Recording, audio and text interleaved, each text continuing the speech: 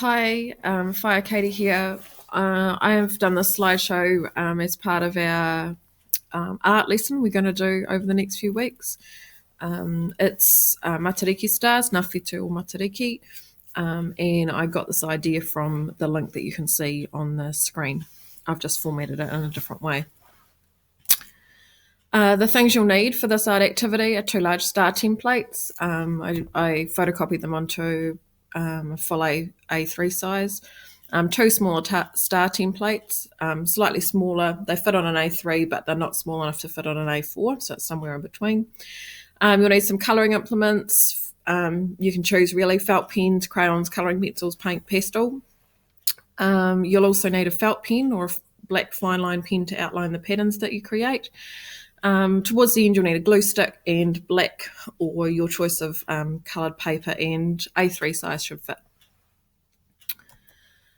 The first step was I took one of my large templates and I started to draw some patterns on it, just in pencil. That enabled me to rub things out if I made a mistake. And the first star that I did is going to be your base star, so the bottom star of the 4 stars when you put them on top of each other at the end. So draw your patterns on there. Step 2, I did this slightly differently because I was using coloured pencils and felt pens. So at this point I outlined my pencil design with my black marker. However, if you're probably using paint, pastel or crayon, I'd probably wait till the end because it'd be easier to define the lines rather than have to worry about trying not to colour over in pastel or paint. So just depending on what medium you want to use will depend on whether or not you do this step now or whether you do it later. So after I'd outlined it in black, I coloured in the design. My thoughts around this when I was creating this is we'd just done a bit of work on Ngā Atua, the gods, or the Māori gods. And so I sort of tried to channel some of their colours that we'd talked about when we were talking about them in class. But another option for colouring these in is if you've had a look at the different stars of Matariki and what they represent, then perhaps you could talk about the colours that you could use for them and use those with your patterns. So the next step after I'd finished that one was to do the other 3. So the picture here shows I've done the colouring of part of it and I'm still completing the design pattern. So I did that for all 4 stars. Once you've completed your patterns for all 4 stars, you need to cut them out. You'll have 2 obviously larger size ones and 2 smaller size ones.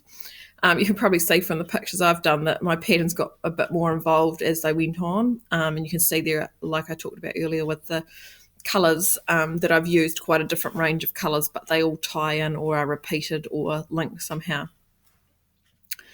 So step 5 is to cut them out. Step 6 is you have to layer them to make your final star.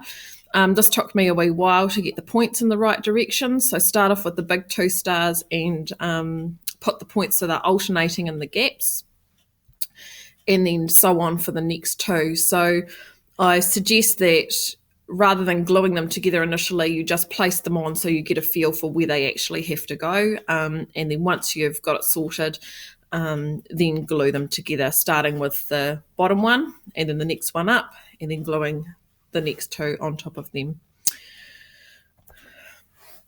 Step 7, I took my 4 glued stars that were all glued together at this stage and stuck them onto a piece of black paper. Now I could have used coloured paper, perhaps a coloured piece of paper to reflect one of the colours that I had in there, perhaps a colour that didn't play a big part, but again I've just chosen to use black paper. So glue that onto the black paper. Next step is to cut it out, and you need to leave a black piece of paper showing around the edge, or again if you're using the coloured paper you need to leave a coloured edge around the star. finished product. This is my finished product, so completed those steps. I reflected on my work, and if you go to the lady's website and have a look, you'll see the star that she created. Actually, the bottom star, and then the second, or the bottom star, and then the first smaller star she did in pastel, and then she did the other big star and the top star in a different sort of medium. So I wish I'd sort of gone for different mediums instead of used all the same on the star. I think it would have given it just a different point of interest. So if I probably did this again, I'd use pastel in there somewhere, and then pens and pencils for another layer. But completely up to you what you use or how you want to do that.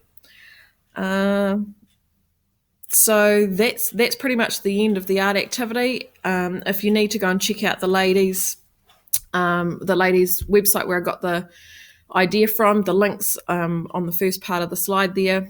She'll probably got more detailed instructions, but this would be a good start for you guys. Happy creating!